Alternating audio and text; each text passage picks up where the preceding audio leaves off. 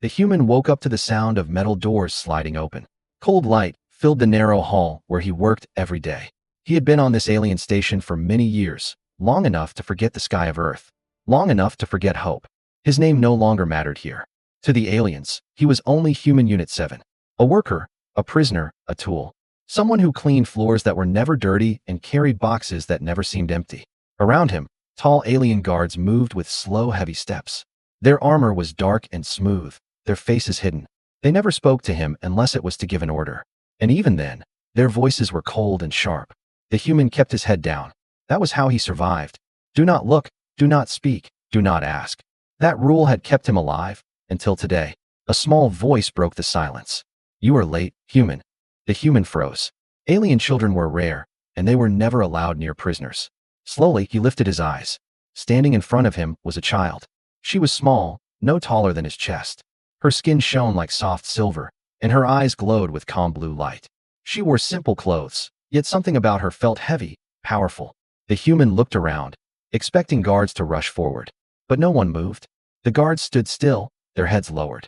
I am sorry, the human said quietly, his voice rough from disuse. I was working. The child tilted her head, studying him. You work too much, she said, as if stating a simple fact. Come with me. The human's heart began to pound. Prisoners were never invited anywhere, especially not by a child. I cannot, he said, choosing his words carefully. I must stay here. The child frowned. That is no longer true, she replied. I am taking you to my mother. The guards shifted at those words. The sound of armor moving echoed through the hall. The human felt a chill run through his body. Your mother? He asked, confused and afraid. The child looked at him again, her expression calm, almost kind. Yes, she said. My mother is waiting. One of the guards stepped forward. Prepare the path, the guard announced, his voice filled with respect. The other guards bowed. The human's breath caught in his chest. Guards did not bow to anyone except the highest rulers, and never to prisoners. I do not understand, the human whispered. The child reached out and took his hand. Her grip was gentle, warm, and steady. Do not be afraid, she said. You are important. Important. No one had called him that in years. They began to walk. Doors opened before them without commands. Lights turned brighter as they passed. Aliens of many kinds stopped and stared, their faces filled with shock and fear. The human noticed how they looked at the child, not with love, but with respect, and something closer to fear. Who are you? The human asked softly. The child smiled. I am my mother's daughter, she replied. That is enough. They entered a long corridor made of crystal and dark stone. At the far end stood massive doors, taller than any building the human had seen. Symbols of power were carved into them, glowing softly. The human's legs felt weak. He had cleaned this area once before, under heavy guard. He had been told never to look at the doors. What is behind there? He asked, his voice shaking. The child stopped. She looked up at him, her eyes bright and serious. My mother, she said. She rules the stars. The human's mind struggled to understand. There was only one being in the galaxy spoken of like that. One name that made entire world silent. The Empress. Before he could speak again, the doors began to open. A deep sound filled the corridor, powerful and slow. The child squeezed his hand. You will be safe, she said. I promise. If you enjoy stories like this and want to hear how a single human can change an entire galaxy, gently consider subscribing to this channel. It truly helps these stories reach more listeners. The human stepped forward, not knowing that his life as a prisoner had just ended, and that his fate was now tied to an empire that ruled the stars. The massive doors closed behind them with a deep echo. The sound felt final, like the end of one life and the start of another. The human swallowed hard and forced himself to keep walking. Inside, the palace was nothing like the work halls he knew. The floor was smooth like glass, yet warm under his feet. Tall pillars rose on both sides, glowing with soft moving light. The air felt alive, heavy with power and silence. The child walked beside him, calm and confident. Her small steps echoed clearly in the vast hall. The human noticed how every alien they passed stopped and bowed. Some lowered their heads, others stepped back as if afraid to breathe. No one looked at the human directly, but he felt their eyes on him. Curious, confused, and fearful. Where are we going? The human asked quietly. His voice sounded weak in such a large space. To the inner chambers, the child replied. My mother does not like to wait. That sentence made his chest tighten. If her mother truly was who he feared she was, then waiting was not something anyone survived. They entered a long moving platform that floated silently above a deep open space. Below them, the humans saw levels upon levels of the palace. Ships docked inside the structure itself, royal guards trained in perfect lines, and strange machines that hummed with unknown energy. This is not a station, the human whispered. This is a city. The child nodded. My mother built it after the last great war, she said, so no one would ever threaten us again. The words last great war sent a chill through him. Humans had heard stories of that war. Entire star systems erased. Civilizations ended in a single command. The platform stopped.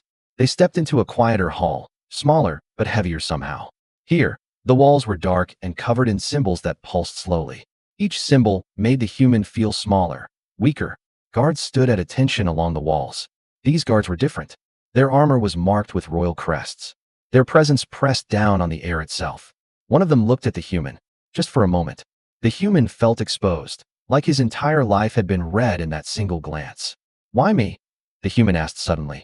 The question escaped before fear could stop it. The child slowed her steps. She looked up at him, thoughtful. You listened, she said, when no one else did. I only followed orders, the human replied. I am not special. The child stopped completely. She turned to face him, her glowing eyes steady. My mother says humans survive because they adapt, she said. Because they endure. Endure. That word hit deeper than any insult or praise. They reached another set of doors, smaller but thicker.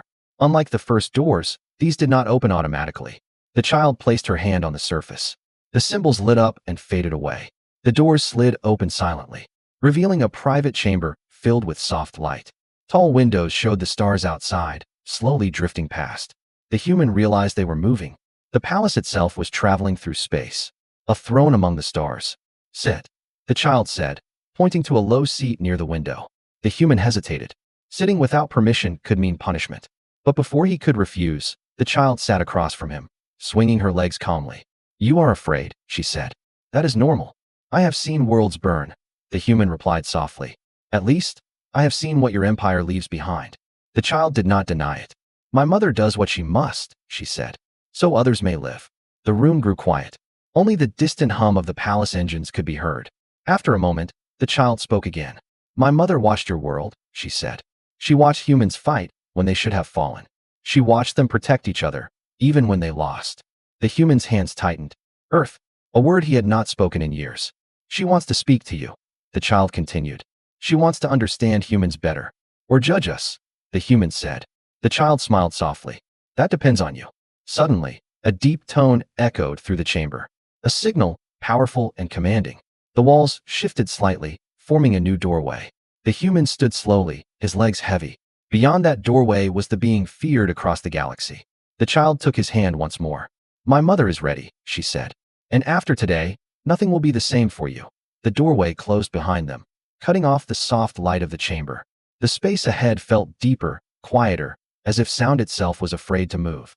The human felt his breath slow, without his control. They stepped into a wide hall shaped like a circle. The floor was dark stone with thin lines of glowing light running through it. Above them, the ceiling showed moving stars, slow and endless. It felt like standing inside the galaxy itself. At the center of the hall stood a long path leading forward. On both sides of the path were statues.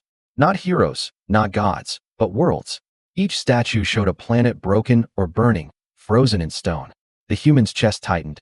These were not decorations. They were warnings. What is this place? He asked quietly. The memory hall, the child replied. My mother keeps promises here. Promises, the human repeated. Yes, she said. Promises of protection and promises of destruction. You survived captivity, the Empress said. Many humans did not. Yes, the human replied. And many aliens did not survive humans either. The air tightened. Several guards stiffened at once. The child glanced up at the Empress, watching her closely.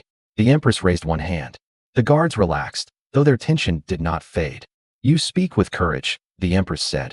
Or foolishness. Sometimes they are the same, the human answered. For the first time, something changed in the Empress's expression. Not anger, not amusement, but interest. Tell me, she said. When your people were conquered, why did they not break? The human swallowed. Because we still had each other, he said. They took our land, our ships, our freedom. But they could not take what we chose to protect. The child stepped closer to him, listening carefully. Her eyes shone brighter. The Empress turned her gaze to her daughter. You brought him for this, she said. You felt something. Yes, the child replied softly. He listens. The Empress looked back at the human. Do you know why your species still exists? She asked. Because you allow it, the human said honestly. The Empress nodded slowly. That is true, she said. And also incomplete. She rose from her throne. The movement alone made the room feel smaller. Each step she took echoed like a distant storm. Your kind interests me, she continued. Not because of strength, not because of numbers, but because humans resist endings. She stopped a few steps away from him, close enough that the human could feel the heat of her presence. You were chosen, the Empress said. Not at random. The human's heart raced. Chosen for what? He asked. The Empress turned and gestured toward the statues. Look, she said. The stone worlds began to move. Images forming across their surfaces. Battles, ships falling, stars dimming. A threat rises beyond our borders, the Empress said. One that does not fear power. One that does not surrender. The human watched worlds collapse in silence. These are recent, he said. Yes, the Empress replied. And they are spreading. The child's hand tightened around his. Mother, she said quietly. You said he could help. I said he might, the Empress corrected.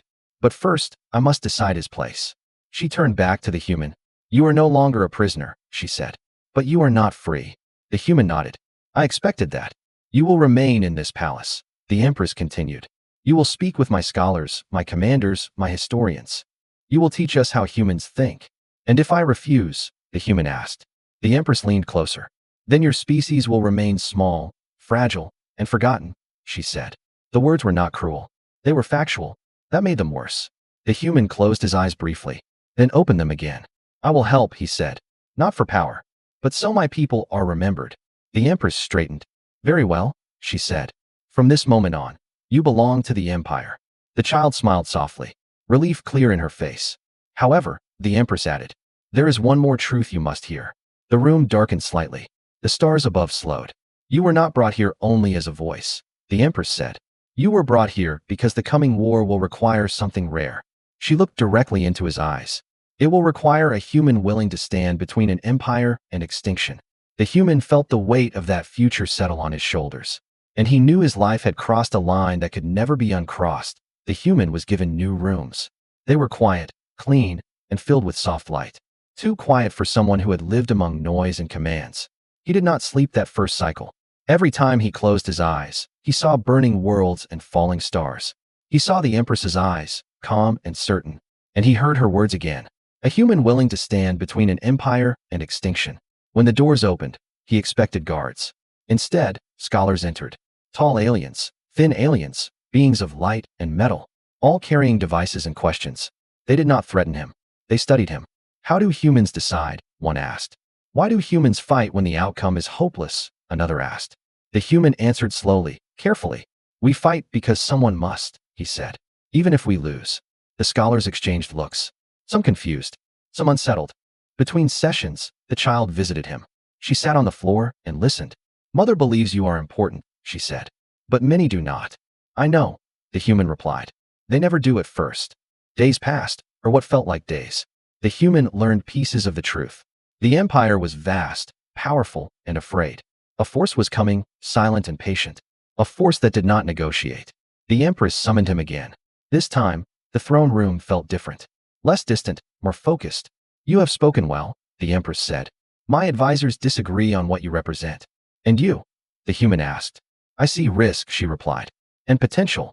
She gestured, and the stars above shifted, showing a fleet drifting in darkness.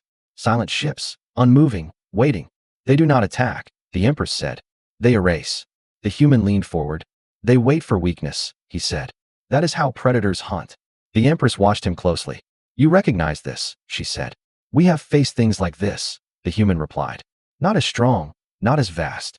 But we learned one thing. And that is, the Empress asked. Strength alone does not stop fear, he said. People do. The room fell silent. The child looked between them, sensing the tension. You want humans to fight for you. The human continued. But you do not trust them. Trust is earned, the Empress said. Then let us earn it, the human replied. Not as tools, but as allies. The Empress stood, slowly, thoughtfully. You speak as if you represent your entire species, she said. I represent what we can be, the human answered. The Empress turned to her advisors. Prepare a trial, she commanded. One human, one choice. The human's chest tightened. A trial, he repeated. Yes, she said. If you succeed, humans will be elevated. If you fail, she did not finish the sentence. She did not need to. Later, alone again, the child stood beside him. You are afraid, she said softly. Yes, the human admitted. Good, the child replied. So are they. He looked at her in surprise. They fear you, she said, because you do not fit their rules. That night, the human looked out at the stars, at the endless dark where the threat waited. He understood then that the Empire did not need another weapon. It needed something unpredictable, and somewhere deep within the palace, plans began to form. Plans that would place a single human at the center of a coming storm. The trial began without warning. The human was taken from his room before he could prepare his thoughts. No guards explained anything. No one answered his questions. He was led into a wide chamber shaped like a broken circle. The floor was uneven, cracked on purpose. Above him, the ceiling showed a dark starfield with no light. The child stood at the edge of the room, watching. Her face was calm, but her hands were tightly clenched. This is the trial. A voice announced from everywhere at once. Survive, decide, and endure. The human felt the floor shake. From the shadows, shapes began to move. Not aliens, not machines. Something wrong, something empty. They were the enemy. The erasers. The ones that left dead systems behind. The human's breath slowed. He had no weapon, no armor, only his mind. The creatures moved closer, silent and patient. They did not rush. They waited for fear. The human remembered Earth. Cities built near danger. People living knowing tomorrow was never promised. He picked up a broken piece of stone from the floor, not as a weapon, but as a signal. He threw it far to the left. The sound echoed. Two creatures shifted toward it. The human ran the other way, not fast, but focused. From above, the Empress watched. He does not fight, one advisor said. He adapts, another replied. The human climbed onto broken ground, using height, using angles, leading the creatures into narrow spaces. One creature reached for him. Its touch drained warmth from the air. The human stumbled, but he did not stop. He shouted, not in fear, but in defiance. The sound confused them. They hesitated. That was enough. The chamber changed. Walls shifted. The creatures vanished. The human fell to his knees, gasping. The trial was not over. A screen of light appeared, showing human colonies, small and fragile. The voice returned. Choose, it said. Save them, or save the Empire. The human's heart pounded. This was the real test. If you choose them, the voice continued, you will be lost. The human looked at the image, at people who did not know his name, who would never know his face. I choose them, he said, without hesitation. Silence followed, heavy and long. In the observation hall, the Empress stood. Her advisors whispered urgently. She will lose valuable assets, one said. The Empress raised her hand. No, she said. She will gain something rarer. The chamber opened. The human was taken back to the throne room, weak but standing. The child ran to him. You chose us, she said softly. I chose people, the human replied. The Empress stepped forward, her gaze unreadable. You failed the trial, she said. The room tensed. By our old rules, she continued. But you passed by a better one. She turned to the gathered council. This is why the enemy fears humans, she said. They protect even when it costs them everything. The human felt the weight lift slightly, but he knew the war was still coming. Far beyond the palace, the erasers began to move, and the galaxy took its first step toward a war that would decide if endurance was enough. The galaxy did not feel the change at once. Wars never begin with noise. They begin with decisions. After the trial, the human was no longer treated as a guest, nor as a prisoner. He was given a role: observer, advisor, bridge. The Empress called him to the high chamber where stars moved like slow rivers. You chose people over power, she said. That choice will shape what comes next. The human stood tall, even though fear still lived in his chest. I did not come to rule, he said. I came to protect. That is why you will stand with us, the Empress replied. The enemy fleet crossed the border 3 cycles later. Silent, vast, endless. Entire systems went dark without a signal. No warning, no battle cries. The Empire prepared its greatest weapons. Fleets that had ended civilizations. Commanders who had never known defeat. Still, the human felt the fear in the air. This will not be won by force alone, he warned. They expect that. The Empress listened. For the first time, the Empire listened to a human. The child stayed close to him during the war council. They do not understand you, she said softly. They will, he replied. The human proposed a plan that made the council uneasy. Evacuation corridors instead of attack lines. Small sacrifices to save lives. Delays instead of direct strikes. This shows weakness, one commander argued. No, the human answered. It shows purpose. The Empress made the final choice. Do it, she commanded. We fight to protect, not to prove. When the enemy advanced, they found empty worlds, traps built from patience, fleets spread thin, targets that refused to break. Human colonies worked beside alien worlds, sharing supplies, sharing risks. Fear turned into resolve. The enemy reacted too late. For the first time, they faced resistance that adapted, that learned, that refused to vanish. In the final stand, the humans stood on the command deck beside the Empress. Stars burned outside the view screens. The child watched silently, holding his hand. They are retreating, a voice announced. Unbelief filled the chamber. The Empress closed her eyes briefly, then opened them, steady and calm. The galaxy will remember this day, she said. After the war, the Empire changed. Not loudly, not quickly, but truly. Humans were no longer seen as weak survivors. They were seen as partners, teachers of endurance. The Empress addressed the assembled worlds. In a time of extinction, she declared, one human chose others over himself. That choice saved us all. She turned to him. You have a place here, she said. Not as property, not as symbol, but as family. The child smiled brightly. Told you, she whispered. The human looked at the stars one last time. At Earth, far away but alive. He felt loss. He felt pride. I will stay, he said, as long as I am needed. The Empress nodded. Then the Empire stands stronger. And so the story spread, across worlds and species, of a human who did not conquer, did not demand, did not kneel. In a galaxy of gods and monsters, it was a human who taught an empire how to endure.